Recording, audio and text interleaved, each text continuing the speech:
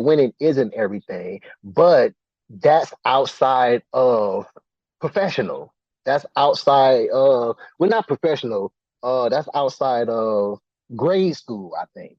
I think outside of grade school, winning is everything. That's how you make your livelihood. That's how you probably show folks how to get to the pros by winning and doing your best on everything. Yeah, winning isn't everything.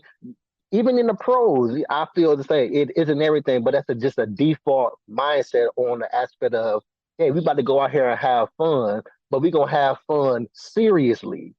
Yes. I think the best way to make it make sense in my brain right now is actors, comedian ones to be specific. Like I think comedian actors are probably the best actors out there because in order for you to make this joke funny as heck, you have to be serious about acting it.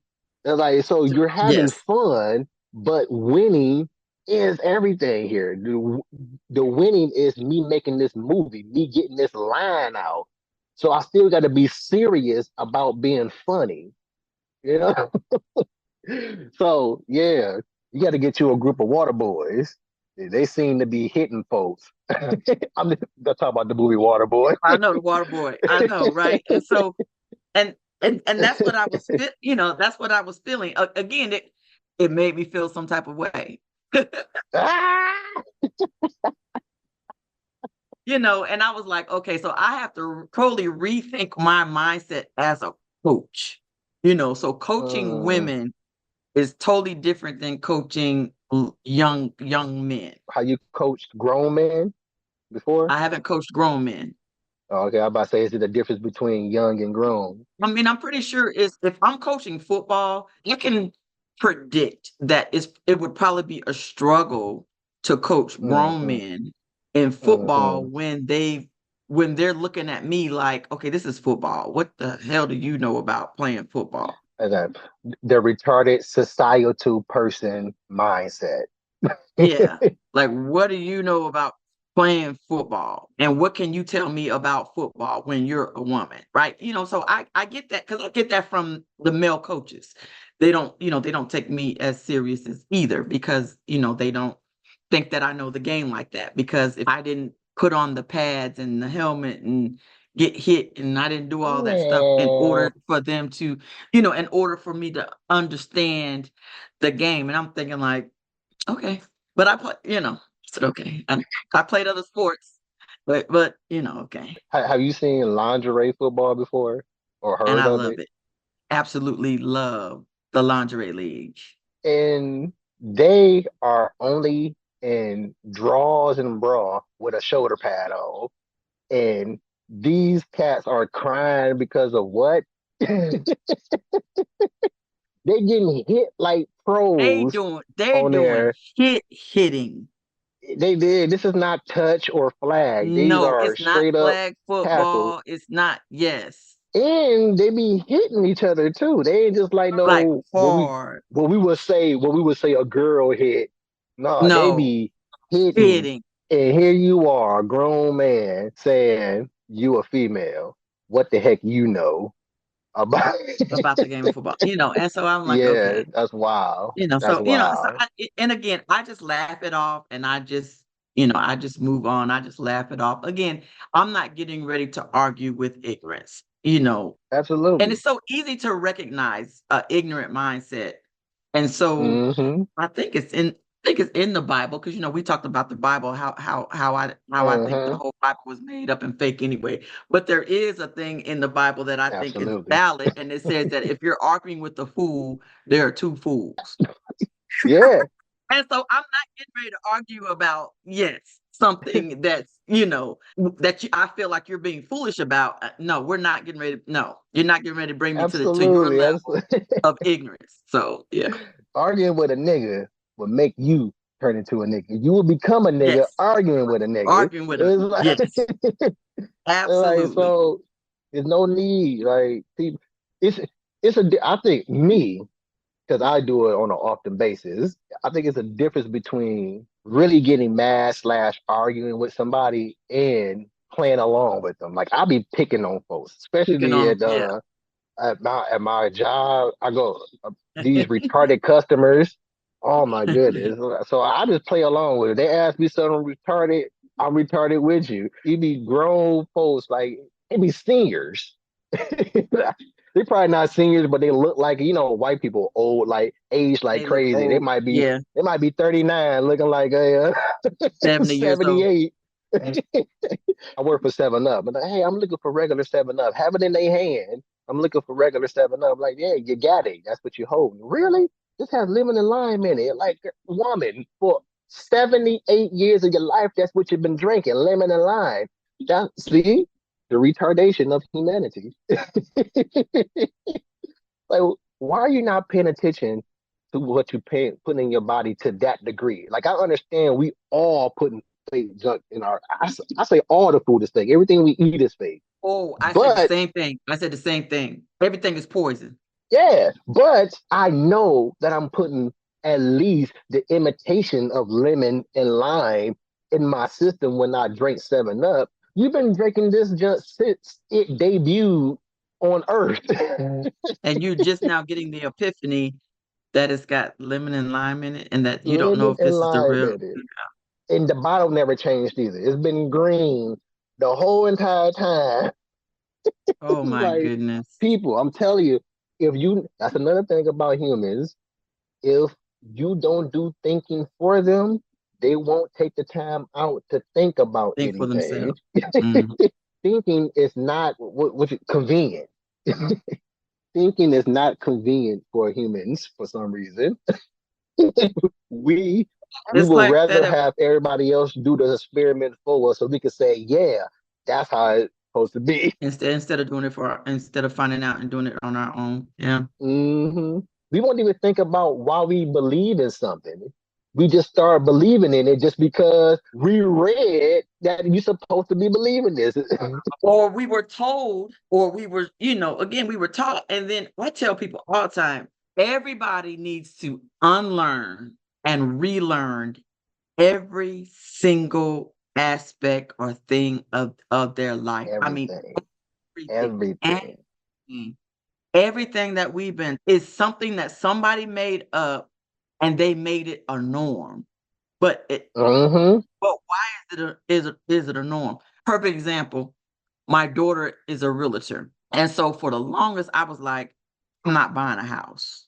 And she was like, but you're wasting money. I said, how am I wasting money when all I have to do is pay the rent? And when something happens, call them and tell them to come and fix it. I said, but if I had a house and it was paid off, I still don't own it because I still have to pay the property taxes on it to do the upkeep on it Hmm. on a regular basis. I You mean, still paying rent. I said, how is that any different than just paying rent? And so it was just a mindset. And I was like, why? Like, why? Like that's like the one of the biggest scams ever. Hmm. Yeah, I think that got talked about in about 2 episodes ago. Somebody The- had asked me like, why you don't, why we not talking about buying land? It's like you don't hear nobody talk about buying land. They always talk about buying houses and this and this and that. I was like, because you don't hear what we're doing on a common basis. On a common basis, all you hear is house this, house that. How's that? Uh, Mm-hmm. we do refinance on the house and do all this and this and that. But to a house, that's why you don't hear nobody talking about it. And most of civilization are societal. Societal means, in my what I'm putting it in context means you're programmed. You're programmed to be and go about your day to day a certain way, so you don't put no that much thought into your day to day. Meaning that you don't even really, like we just said, you don't really think about anything.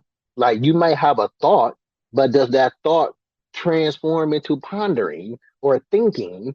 Does it really so that being said, if we would start talking about land more commonly, then you would see the shift to where you would start to hear more people talking about land Let's buy versus land as houses. opposed to buying a Right. house. Yeah. Because at least with the land, depending on where it is, you always have an opportunity. Because I have a friend that buys land, and I think he's leasing it to a developer, Mm-hmm. and they're building a subdivision on the land. So now I think that there's like rents or something that's being have to be paid to him on a regular basis because he owns the land. Yes, but he's still paying rent. But he's still paying rent on it every year because you still have to pay the taxes on it. And you know how I do. How do you do, I'm Donnie? thinking of, I'm thinking about the person who we paying rent to about this land because who told that nigga he owns this to order be giving it out to other people who own. Kind of like how we get pretty much how the earth got conquered, period. All the land on earth got conquered by How did whoever come in and obtain the land when it wasn't yours? going to biblical times. I think I think the human psyche, period. The human psyche is damaged severely by religion. That's the cornerstone of humanity's psychological damage is religion. And all those places where God was saying Moses, Noah, or whoever prophet at the time, go Go and go obtain the over land. there. What was Yeah, it? They that sent the 12, and only Caleb and another one was like, well, there's the rest of them was like, well, there's giants in the land, so we're scared of them. They was like, well, bump them giants. We hmm can still go and obtain the land. And I'm thinking like, okay, exactly. Like, and that's the psychological damage right there. Whoever decided to come up with that type of that one, mentality, that yes. nigga in his heritage or whatever is going around talking about I own this because I stuck a flag in this piece of part of earth. And I claimed it. And yes, and now we have realty. Prior to that, where did supremacy come from? Probably biblical as well. Supremacy probably came from when God told Adam and Eve that, hey, I give you possession or domain over Dominion everything. over everything. So therefore, now we have the birth of supremacy. I mean, again, thoughts, but you don't hear nobody doing what I do. Because all I'm doing is I like to think that I'm progressing conversation to some degree. Thinking about the whole process of it, like how come nobody just never just sits and think about why? Like ask the question why? Like why do we think this way? Why do we do things this way? Why do we, why is our education system the way that it is? It's because Rockefeller wanted more people that were workers as opposed to entrepreneurs.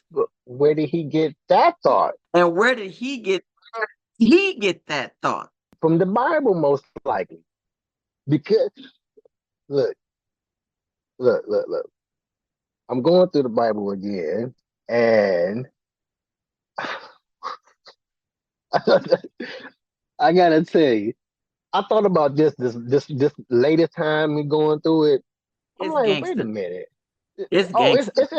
it's extremely gangster than what It's people gangster. think the Bible is boring. The It's Bible is gangster. boring. It's boring for sure, but at the same time, if you actually go cover to cover, it's it's no love in that mug. It's no it's no love in it. It's bloodshed and gangsterism throughout the Yeah, whole entire. throughout But the whole thing. I'm only in the whatever Ruth is. What Ruth Ruth. book is? What I think maybe Okay. The book of Ruth. the eighth book. Maybe they're so on this go around right now, but that's the Old Testament. So I'm just there. I can actually say this within Genesis, what I'm about to talk about. I just say where I'm at, but it had me thinking like the people in the Bible are extremely sophisticated for the era that they live in. The era, and what I mean by era in this context is, man, ain't nothing here but land. But for some reason, these cats are extremely sophisticated. Yeah, like tell They me